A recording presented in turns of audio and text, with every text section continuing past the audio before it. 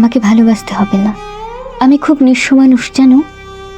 ভালোবাসা পেলেই আমি অসহায় হয়ে যাই। প্রতি মুহূর্তে ঝেঁকে বসে ভালোবাসা হারানোর তীব্র ব্যথা। চোখের কোণে জল আসে অযথাই। তার চেয়ে বরং আমাকে অবহেলা দিও। চোখের সামনে বন্ধ করে দিও খোলা দরজা। স্নেহ নয়, তুচ্ছ তাচ্ছিল্য দিও। তবে আমি ফের জানবো আমার জন্য কোথাও কেউ নেই। আমার জন্য কেবল আমিই ছিলাম। আমি ভেঙে চুরে ভালোবেসেছি নিজেকে। আমি সব শেষে বেশি মায়া নিয়ে তাকিয়েছি আয়নায় ভেসে ওঠা মুখটায়। আমার নিজেকে হারানোর তীব্র শোক আমার নিজের জন্য মায়া হয়। আহারে,